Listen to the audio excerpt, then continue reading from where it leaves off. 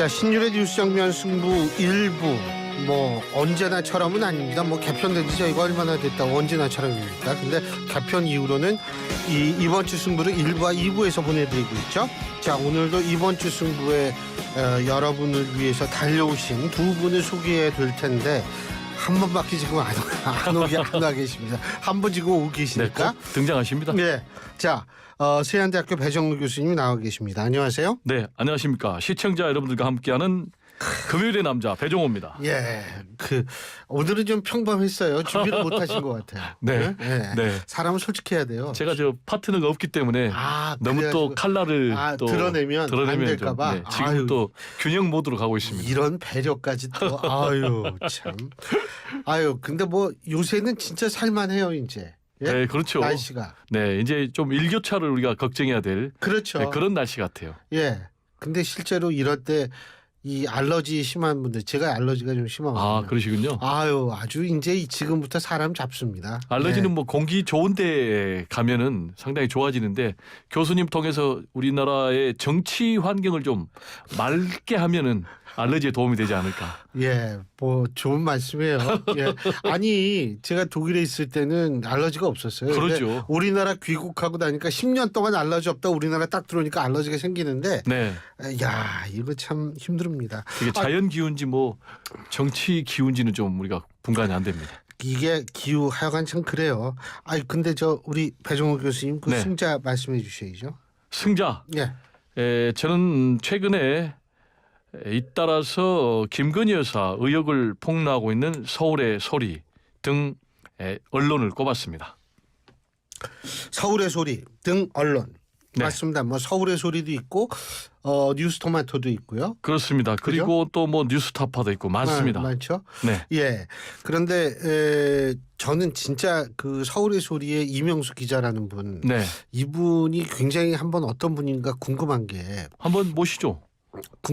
뭐 기회가 되면은요. 네네. 근데 왜 그러냐면 자 김건희 여사 문제를 계속 제기를 했죠. 맨 네네. 처음에 그 녹취를 또 이렇게 그렇죠. 공개를 해가지고 그때부터 이제 시작이 네. 된 거 아니에요. 근데 그런 일이 벌어지고 있는데 대통령실에 계시거나 그 출신이신 분이 또 이렇게 아주 그 허심탄회한 얘기를 통화로 할 수 있었다는 거, 이게 참 정말 저는 놀랍더라고요. 이게 이제 뭐 좌파 언론이라는 것 아니겠습니까? 저는 여권에서 꼭 분류하기를. 좌우를 떠나가지고 그러니까요. 그거는 전 그렇게 중요한 것 같지는 않아요. 근데 대통령실이 이렇게 좋은 시선으로 볼 수 없을 것 같은데 대통령실 출신 첫 통화는 아마 대통령실에 있을 때 뭐 좀 접촉을 한 것 같은데. 저는 좀 궁금한 게 서울의 신기하더라고요. 소리 같은 경우는 지금 김건희 여사하고도 이명수 기자 뭐 통화를 많이 했지 않습니까? 그래가지고 그게 많은 문제로 이어졌지 않습니까? 네. 대표적인 게 이제 서울의 소리 같은 경우는 김건희 여사 명품백 전달하고 받는 그런 과정을 직접 촬영을 했지 않습니까?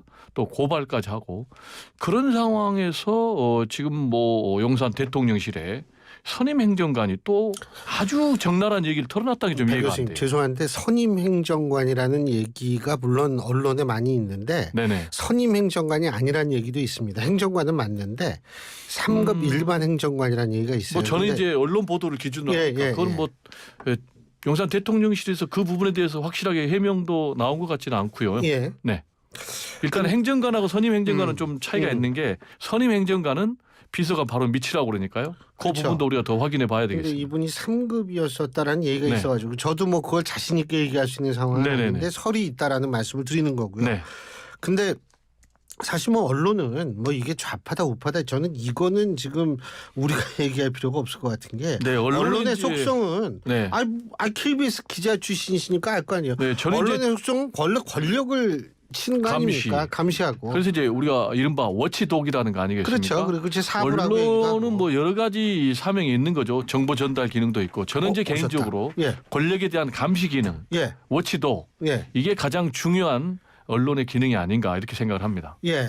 지금 말씀하시는 동안 최진영 변호사께서 네, 오셨습니다. 바람과 함께 또 들어왔네요. 이게 네. 언제 이 윗도리도 벗으셨어요? 아, 아니 그 윗도리 그렇습니다. 벗어야 되니까 양복 윗도리를 벗었다. 이거 오늘은 지금 시간에 옷통을 벗었다 이런 의미가 시간의 아닙니다. 촉각에서 예. 오늘은 저 뭐 혼비백산한 금요일의 남자 뭐 이렇게 되시요 우리 배정우 교수님은 아, 언제나 그래도- 존경하는 글래디에이터 최진영입니다. 그래도 이게 또 시간 얼마 뭐 5분 정도 앞으로 5분도 늦추시면 안 되죠. 예. 근데 알겠습니다. 뭐 생각보다 그렇게 많이 늦지는 않으셨습니까? 워낙 실력이 탁월해 가지고 누르면 나오는 컴퓨터 그렇군요. 예. 예. 자판기라고 하죠. 자, 근데 우리가 아까 그 얘기 잠깐 계속하죠. 지금 이제 서울의 소리에서 파생되는 그 뭡니까 김대남이라는 그 대통령실 행정관 선임 행정관 지금 뭐 SGI 서울 보증보험의 감사라고 하는 이 그렇죠. 사람으로부터 비롯되는 이 문제가 지금 한동훈 대표는 이제 이 어쨌든 조사를 하겠다는 거 아니에요? 이 사람이 탈당을 했어요.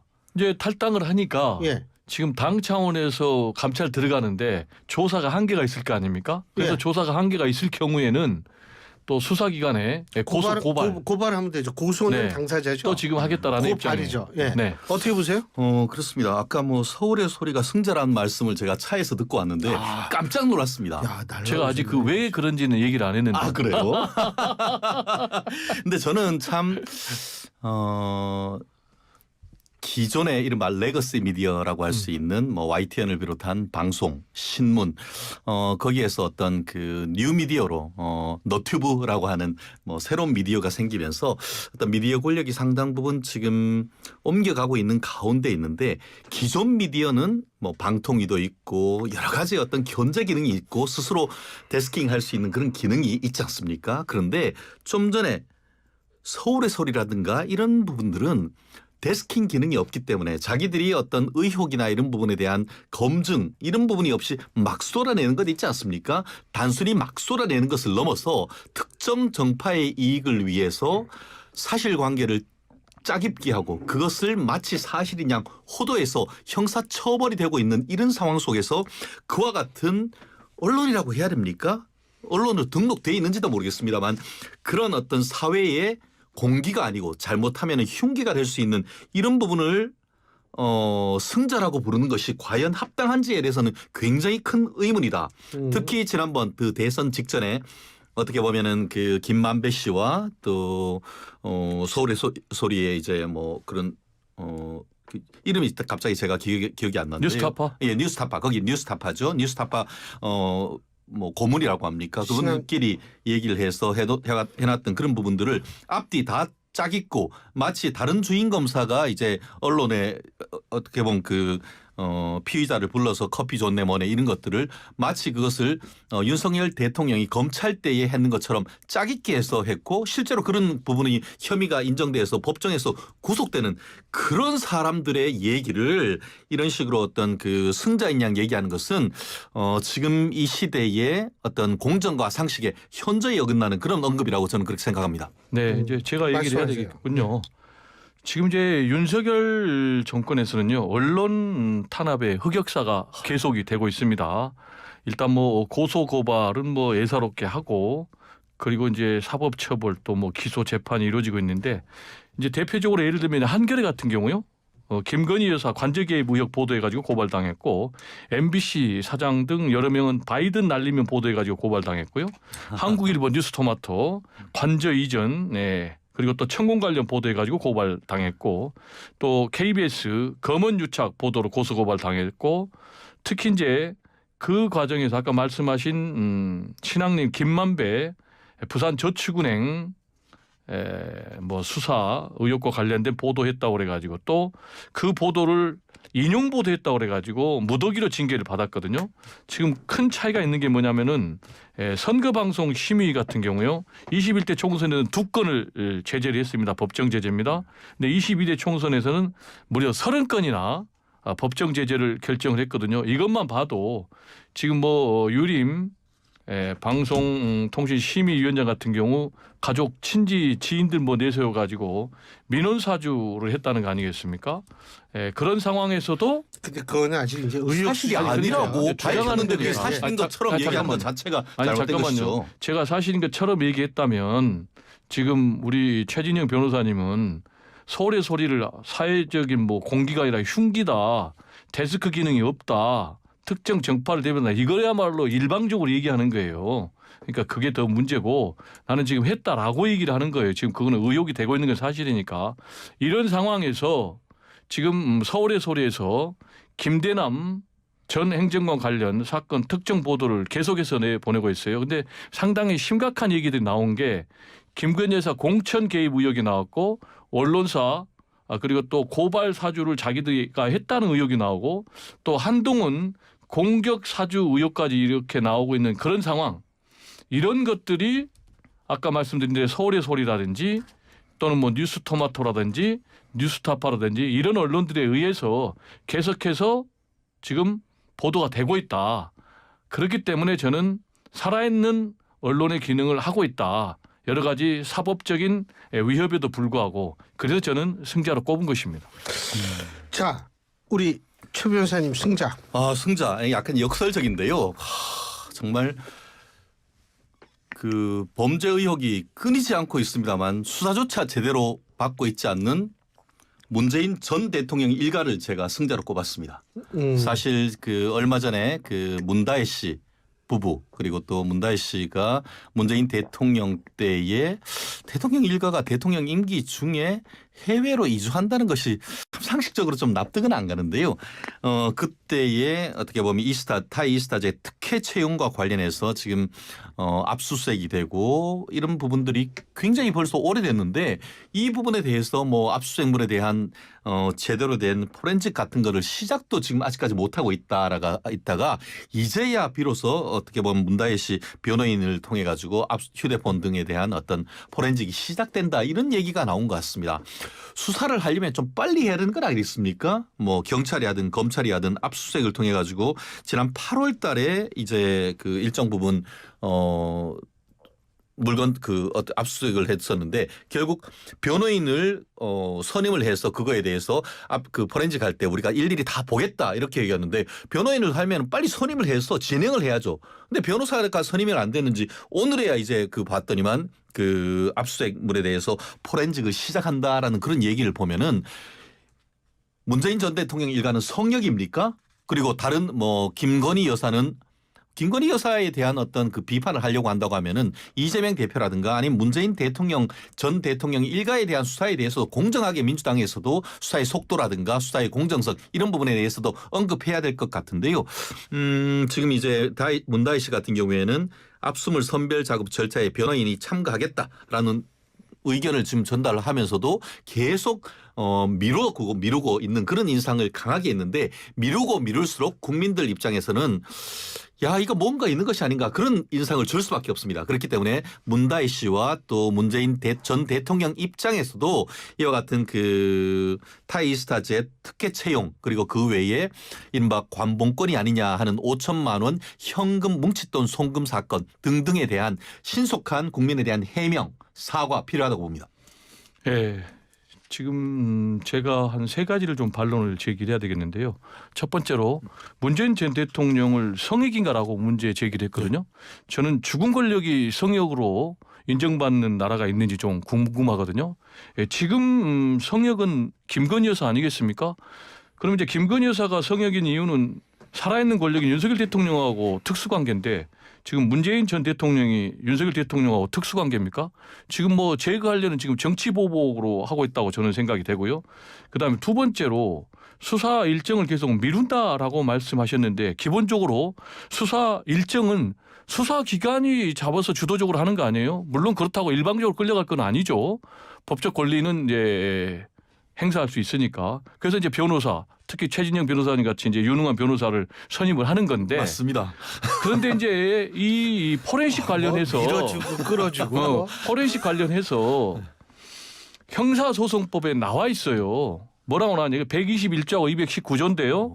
수사기관이 압수물을 선별하거나 이미지 처리할 때는 당사자 또는 변호인이 참관할 수 있다.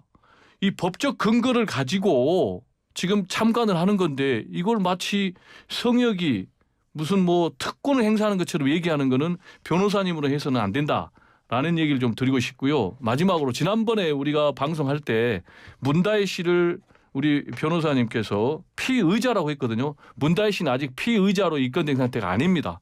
참고인 상태입니다. 그러니까 그건 정확하게 제가 대신해서 이 자리를 통해서 정정해 드립니다. 알겠습니다. 근데요. 사실 저는 문재인 전 대통령 관련 사건만 늘어지는 게 아니고 요새 검찰 수사, 경찰 수사, 재판 뭐 이런 거는요. 거의 그냥 뭐 잘하면 반평생 동안 재판에 매달려야 될 정도로 그건 왜 그래요? 왜 그런지 아세요? 본질적으로 지난 정권 문재인 정권 때에 검수완박을 하면서 수사권 조정이란 어이없는 일을 해버렸기 때문입니다. 그전 같은 경우에도 검찰과 경찰이 무슨 뭐 형님 동생 관계가 아니고 그전에도 이미 협조하고 어떻게 보면 견제하는 관계였어요.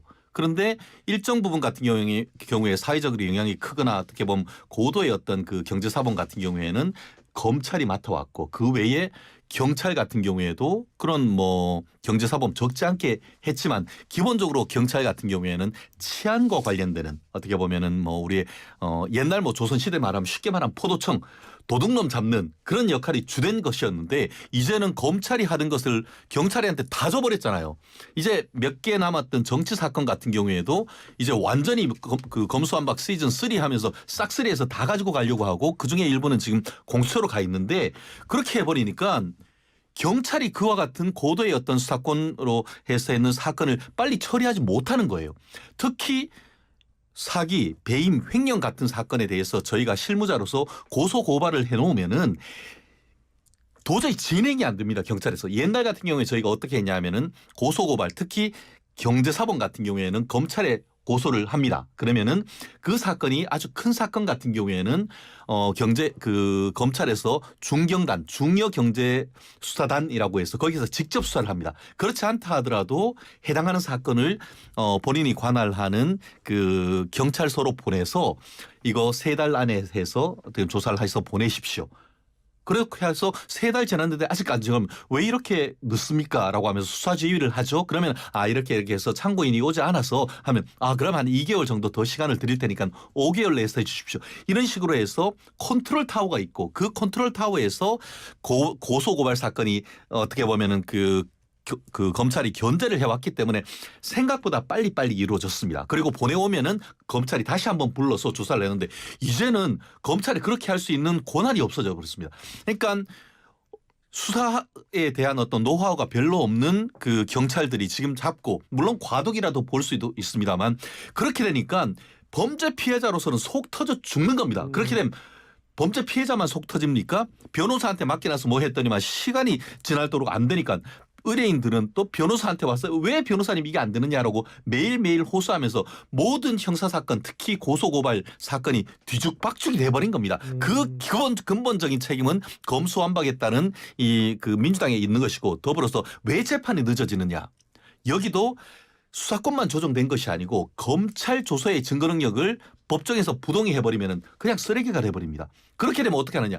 옛날에는 검찰 조서의 증거 능력은 그래도 변호사, 판사 그리고 검사 다 같이 사법시험 합격했는 사람들이기 때문에 거기서 조사했는 그 조서 같은 경우에는 특별히 뭐 폭행을 하거나 뭐 하는 것이 아니라고 하면 증거가 그대로 인정이 돼서 증거가 능력이 인정돼서 바로 됩니다. 그런데 이제는 증거 부동의 해버리면 이번에 어떻습니까? 이재명 대표. 증인 100명 넘게 다 불러야 됩니다. 안 나오면은 그게 뭐 100년 하청이 돼버리는 거예요. 이런 시스템이 과연 대한민국의 범죄의 총량을 줄일 수 있는가에 대해서는 다시 한번 우리가 냉정하게 지금 평가를 해야 되는 겁니다. 제가 좀 첨언할까요? 지금 이제 지연과 관련해서는 말씀하신 수사 지연의 문제도 있고 재판 지연의 문제도 있습니다. 일단 수사 지연과 관련해서는 말씀하신 검수완박도 영향은 없다라고 할 수는 없을 것 같아요.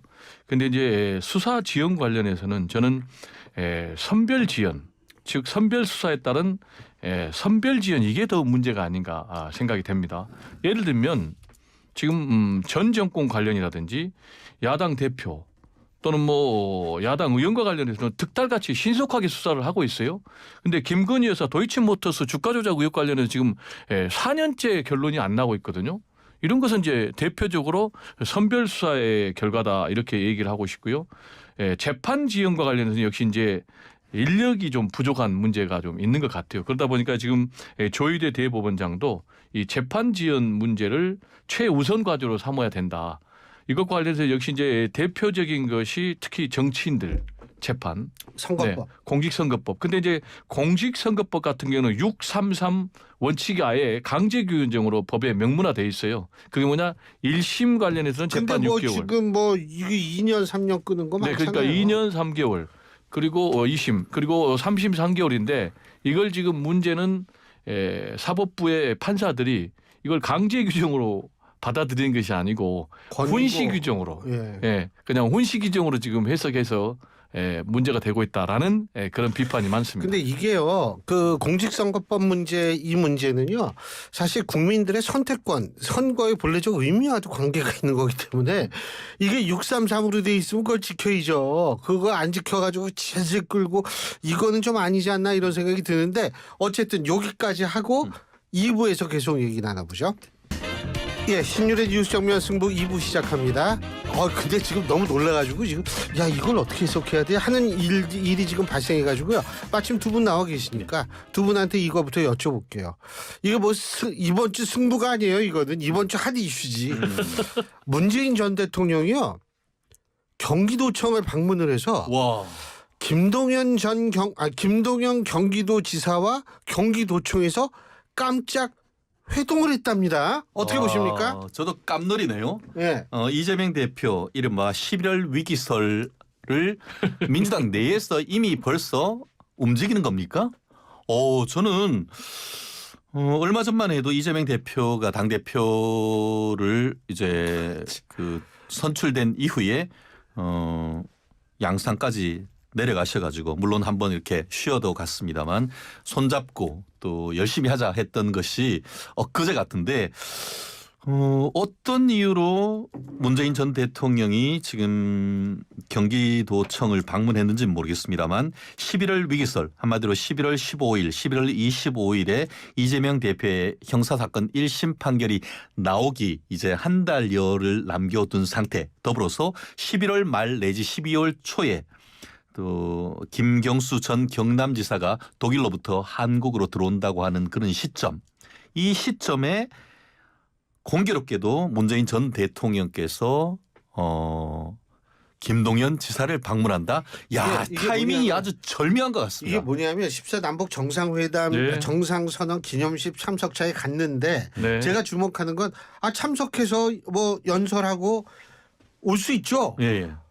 근데 내외 김동연 지사와 문재인 전 대통령 내외가 환담한 후에 산책을 했다는 거예요. 네. 이거는 제가 볼 땐 주목할 필요가 있죠. 거의 뭐 도보다리 뭐 일단은- 회담 뭐 그런 느낌인데요, 이거? 너무 뭐 우리 이게 남북 정상회담 그 우리- 기념. 네, 그러니까요. 우리 그 지금 도보다리 이제 느낌, 그런 최진영 느낌이 변호사님이 드는데요. 문재인 전 대통령을 너무 존경하는가 본데 막 그렇게 띄울 필요는 없고 야, 그러니까 밀고 말씀하신 당기고. 대로 예. 팩트를 정리하면 14 남북 정상선언 17주년 기념식이 손에 있대요.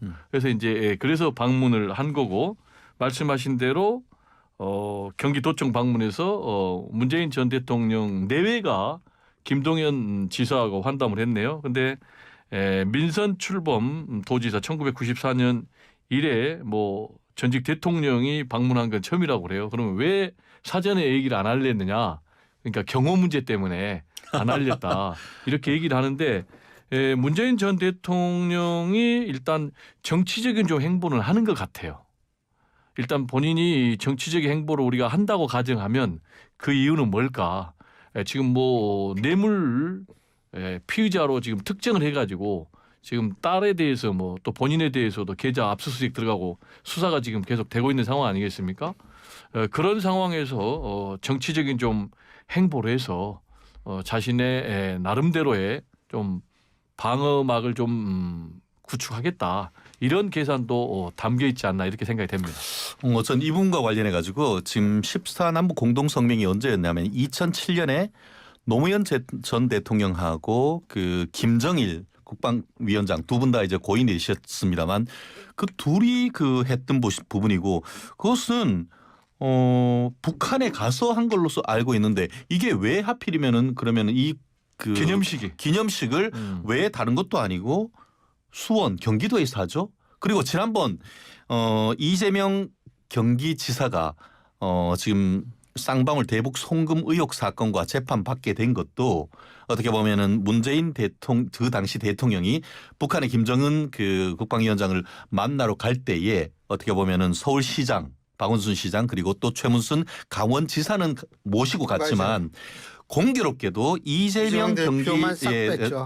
경기지사만 쏙 빼고 갔지 않습니까? 네. 그러니까 이재명 대표가 취임하면서 취임 무렵이었거든요. 첫 취임 그 무렵에 평화부지사란 것을 신설하면서 이화영을 부지사로 앙치고 대북 사업을 시작했던 것 아닙니까? 그런데 이번 같은 경우에도 이 행사 이렇게 중요하다고 한다고 하면은 그 자리에 이재명 대표도 참석했어야 되는 것이 아닌가 하는 그런 생각이 들고 한다고 하면 세 분이 같이 맞는 게 맞을 것 같은데 공교롭게도 이 부분에 물론 팩트는 좀 확인해 봐야겠습니다만 이재명 대표 오늘 페이스북인가 어젠가 봤더니만 선거하러 지금 지방 가 있고 막 다니는 이 시점에 공교롭게도 그 문재인 전 대통령과 지금 김동연 경기지사가 만나서 도보다리 회담처럼 아무도 없는 데서 산책을 한다? 이것은 아까 얘기한 것처럼 이재명 대표 입장에서는 상당히 기분이 섭섭할 수밖에 없는 그런 상황이 아닌가 생각합니다. 네, 그렇게도 생각할 수 있는데요. 지난번에 또 수사 중에 이재명 대표 그리고 또 문재인 전 대통령 회동을 했지 않습니까? 그래가지고 지금 전 정권 탄압 대책위원회까지 만들어가지고 지금 문재인 전 대통령 이재명 대표 하나 됐고 또 그리고 친문 그리고 명예 하나 되는 이제 그런 상황이니까요. 뭐 그렇게 큰 문제는 없고 그럼 이제 왜 경기도를 방문했냐? 아까 말씀하신 대로 DMZ 또 민통선 이 접경 지역이 여기 있으니까 경기도에서 이 14 남북 정상선 기념식 하는 거는 이제 당연하고요. 강원도에서 할 수도 있잖아요. 아니 그렇게 할 수도 있는데 뭐 여기서 이제 했고 그다음에 선물을 세 가지를 했는데 선물이 상당히 의미가 있네요. 하나는 누구한테 선물해요? 그러니까 경기도에서. 경기도에서. 그래서 봐봐요. 이게 의미가 있어요. DMZ 꽃차. 그리고 두 번째로는 대성마을 햅쌀. 그리고 장단 백목 종자. 이 세 가지를 문재인 전 대통령의 부부에게 전달했다고 그래요. 그래서 아까 제가 말씀드린 대로 뭐 도보다리도 얘기하고 그랬잖아요. 그러니까 뭐 경기도에서 하는 건 저는 전혀 문제 없다. 근데 어쨌든 정치인 아까 말씀하셨지만 박 교수님 정치인은 그 행동 하나하나가 의미를 부여할 수가 있어요. 그렇죠. 그러니까 예를 들면 뭐 선거할 때 어디를 먼저 가느냐, 어디에서 출정식 가느냐, 이것도 전부 이거는 면밀히 계산하고 하는 그렇죠. 거거든요. 예. 그런데 뭐 우연히 간 김에 그냥 같이 산보나 할까요? 산책이나 할까요? 네. 이거 그렇죠. 이렇게 해석하기 좀 힘든 측면이 아니 있어서. 그거는 제가 아까 말씀드렸잖아요. 정치적 중량감을 키우는 그런 행보다. 자신에 대한 수사가 들어오니까. 근데 하여간 여러 가지 이재명 대표하고 오히려 또 그래야 되는 거 아니에요? 많이 이미 그렇다면? 했으니까. 근데 이제 지금 문재인 전 대통령 입장에서는 예. 자신의 좀 주가를 띄우려면 이재명 대표하고도 또 함께하고 또 김동연 지사하고도 함께하고 뭐 김경수하고도 함께하고 김부겸하고도 함께하고 그런 제가 볼 때는 뭐 계산해서 나온 거 아닌가 이렇게 생각이 자, 들죠. 패자도 말씀하시면서 또 요거 말씀하세요. 잠깐 말씀드리면 문재인 전 대통령은 퇴임하시면서 잊혀지고 싶다고 했습니다. 근데 잊혀지고 싶지가 않는가 봐요. 10월의 마지막 밤에 지금도 기억하고 있어요. 뭐 10월의 마지막 밤을 하듯이 왜 이렇게 추억을 되살리면서 뭘 하려고 하시는지 모르겠어요. 아니, 또 이렇게 그리고 검찰 그 수사가 시점 계속 자체가 들어오니까. 그 시점 자체가 공교롭게도 어떻게 보면 이재명 대표에 대한 사법 리스크가 현재화되는 이 시점에 다른 사람도 아니고 사실상 이재명 대표와 차기를 놓고 잠재적으로 경쟁할 수 있는 거기다가 최근에 그 지금 김동연 지사 같은 경우에는 문재인 전 대통령에게 이렇게 상당히 손을 내밀면서 전병헌 그 의원을 비롯해서 이른바 친문계 사람들을 본인들의 어떤 도정에 적극적으로 끌어들이는 이 상황 속에서 문재인 대통령이 이재명 민주당 대표가 지방 선거를 위해서 지방에 가 있는 틈을 사이를 비집고 수도권에 딱 들어와서 두 분이서 이제 어떤 그 회의를 하는 그런 모습이 민주당의 어떤 그런 그 지지 세력에게 어떤 영향을 미칠지에 대해서는 충분히 고려를 했을 거라고 생각을 합니다. 아마 그것이 물론 뭐 김동연 지사의 어떤 나름대로의 어떤 그 기획일 수도 있지만 전체적인 틀에 봤을 때는 우리가 얘기하고 있는 11월 이재명 대표 위기설과 관련돼서 이 부분이 정치적인 얘기가 안 나올 수밖에 없는 그런 상황인데 그렇기 때문에 제가 오늘의 패자가 바로 이재명 대표였습니다. 이래저래 이게 어떻게 네, 그래서 시기적으로 원래 이상하게 이재명 많네. 대표에 대한 패자라고 했던 것은 이번 주 월요일에 있었던 그 이재명 대표의 이 공직선거법 위반 사건과 관련해서 형사 사건이 이제 구형이 3년이 나왔던 것이고 그것이 이제 11월 25일 날 선고가 됐던 이 부분 거기다가 그렇게 이제 그 사법 리스크가 되니까 뭐 저는 그렇게 믿습니다. 어제였습니까? 그 국회에서 민주당 발로해서 이재명 대표에 대한 수사를 했던 그 검사에 대한 탄핵 청문회를 열었지 않습니까? 탄핵 청문회를 열어가지고 뭔가 밝히려고 했는데 오히려 혹 때려 있다고 혹 붙인 혹부리 대표가 됐다. 저는 그렇게 지금 얘기를 하고 싶은데 이화영과 그리고 또 이화영의 변호인이 나눈 녹취록이 공개됐습니다. 거기에 보면 이화영이 이거 나 두렵다. 겁난다. 왜냐? 그 당시에 이제 어떻게 보면 이재명 대표의 외곽 조직이라고 할 수 있는 광장이 있었는데 그거에 대한 어떤 후원이라든가 네. 아니면 변호사비 대납이라든가 이런 부분과 관련해서 네. 쌍방울의 그 김성태 회장이 폭로하려고 예. 한다. 이거 막아야 된다. 그런 얘기가 오히려 거꾸로 나와버렸고 그것을 국민의힘 쪽에서 앞으로 고발할 것이다라고 했기 때문에 경우에 따라서는 변호사비 대납 그리고 또 정치자금법 위반 이런 부분에 대해서 추가적으로 이재명 대표가 수사를 받을 여지가 생겨버렸기 때문에 예. 이번 주에 확실한 정치적 패자는 이재명이란 겁니다. 알겠습니다. 말씀하세요. 예. 일단 이재명 대표의 11월 위기설과 문재인 전 대통령의 행보를 엮었는데 지금 제가 볼 때는 이재명 대표의 사법 리스크가 현저화됐다 이렇게 말씀하시는데 지금 상황은 문재인 전 대통령의 사법 리스크가 제가 볼 때는 현저화되고 있는 것 같고요. 그리고 11월 위기설이 될지 11월 기회설이 될지는 제가 볼 때는 1심 재판 선고 결과를 받아봐야 되겠고 균형을 위해서 네. 11월 위기설은 야당 위기설이고 10월 10월 위기설은 여당 여권 위기설. 위기설이에요. 그렇죠. 네. 그러니까 제가 뭐 10월 여권 위기설은 얘기를 안 하고 네. 11월 위기설에는 저는 반반이다. 네. 기회의 가능성도 굉장히 높다. 왜냐하면 지금 공직선거법 같은 경우 제가 전망하면 무죄 가능성도 배제할 수 없다. 그리고 지금 징역 2년을 구형을 했는데 징역은 100% 안 나온다. 징역 3년 구형했습니다. 아니죠. 위증교사가 공직- 3년이고. 공직선거법은 공선법 2년 그렇죠. 맞습니다. 예, 네. 네. 네, 컴퓨터 버그가 끼었군요. 역시 교수님이 정확하시죠. 좋아요. 그런데 일단 징역형은 100% 안 나온다. 그리고 벌금형이 나온다. 만약에 무죄가 아니더라도. 그리고 벌금형도 제가 볼 때는 100만 원 밑으로 그러니까 피선거권이 박탈 안 당하는 그 가능성도 배제할 수 없다. 그럴 경우 위기설이 아니라 오히려 기회가 될 수 있다라는 얘기 하나 드리고 두 번째 위증교사 관련해서도 지금 징역 3년을 구형을 했는데 100% 징역은 안 나온다. 저는. 그리고 가능성은 첫째 무죄 가능성 배제할 수 없다. 그리고 둘째 벌금형 유죄가 나온다 해도 벌금형이 나올 가능성이 높다. 그렇게 되면 이재명 역시 피선거권은 유지가 된다. 그렇게 되면 오히려 기회가 된다라는 얘기를 좀 드립니다. 그리고 아까 이화영 관련해서 뭐 두렵다 이런 녹취가 나온 거는 사실인데 본인은 지금 국회에 나와가지고 뭐라고 그랬습니까? 완전히 그냥 검사실 앞에 창고에서 연합 파티 하면서 회유, 강압, 진술 그리고 진술 세미나 했다라는 것도 있기 때문에 한 가지만 얘기하면 안 근데 되죠. 그거는 주장이죠. 그것도 네. 주장이고. 그거에 대해서 이제 네. 짧게 말씀드리죠. 그러면은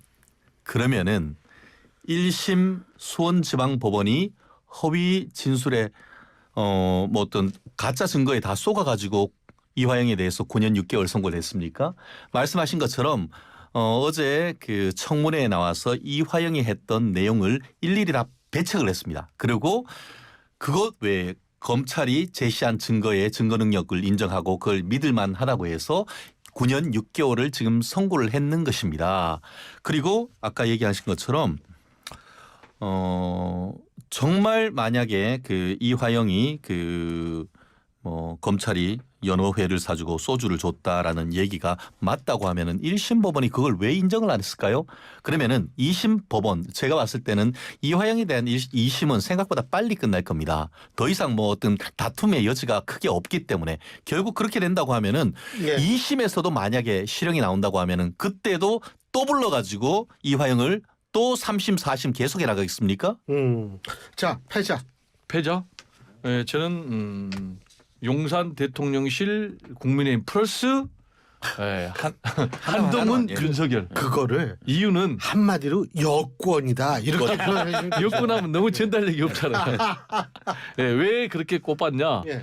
이번에 이제 국민의힘에서 특검법, 김건희 특검법, 그리고 또 최상백 특검법, 지역화폐법 이 세 가지 법을 다 부결시키자 단일 대우로 당론을 정했거든요.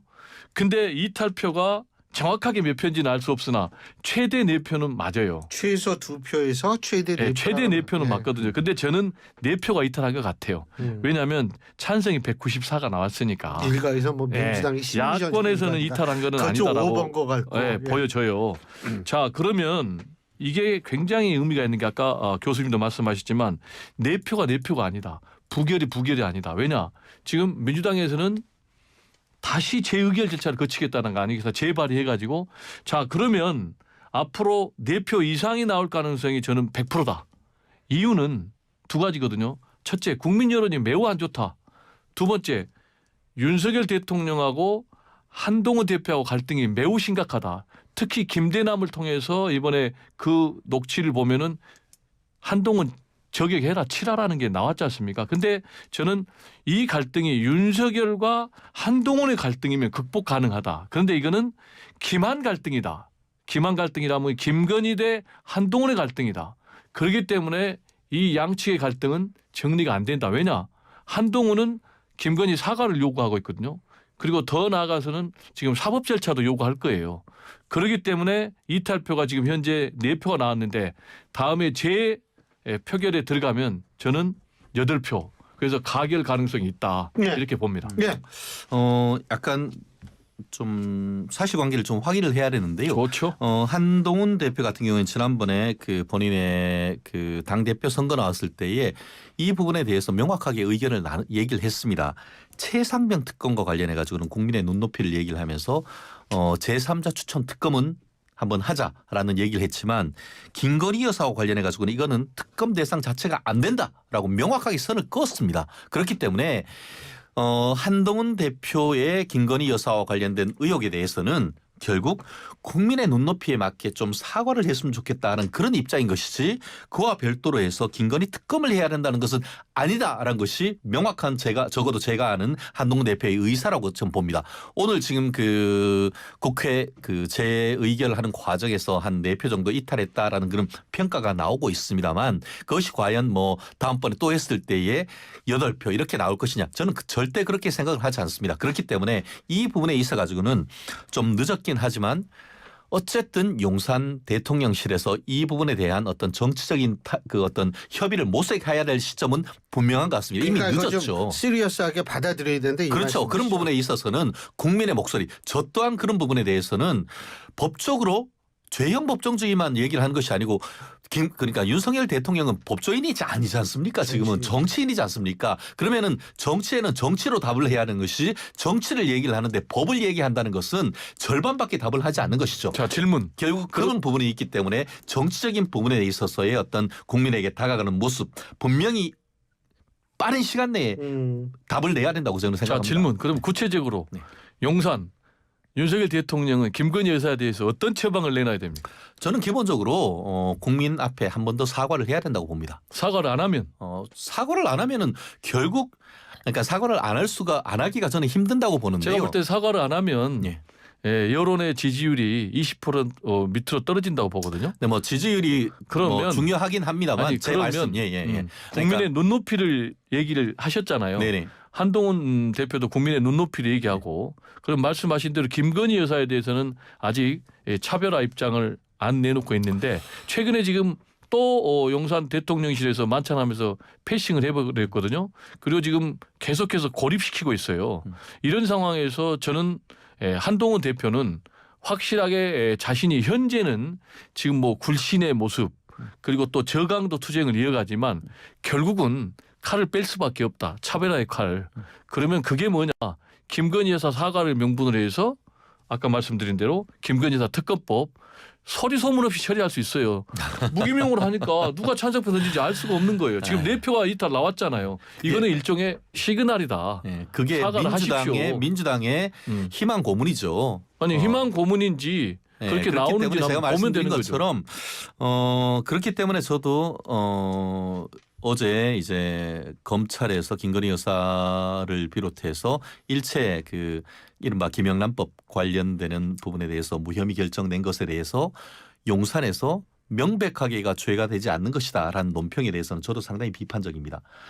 법적으로는 그런 것은 저는 법적으로는 그 말씀 100% 전 공감합니다. 저 또한 여기에서 그렇게 얘기했으니까. 하지만 그럼에도 불구하고 거기에 분명한 법적 메시지와 함께 국민에 던지는 사과와 유감의 정치적 메시지가 저는 있었어야 된다고 봅니다. 그런데 그런 식으로 해서 딱 잡아 떼듯한 그런 모습에 대해서는 설령 윤석열 대통령과 한동훈 대표 그리고 김건희 여사에 대한 애정을 가지신 분들도 이 부분에 있어서는 어제 대통령실에 대해서는 발표에 대해서는 상당히 불편했던 거거든요. 그렇기 때문에 그런 부분에 있어서는 저 같은 사람이 이 정도를 얘기할 거라고 생각한다고 하면은 시중의 의견은 훨씬 더 여론이 좋지 않다는 거 정말 용산에서 좀 들었으면 좋겠습니다. 승부처. 승부처? 네.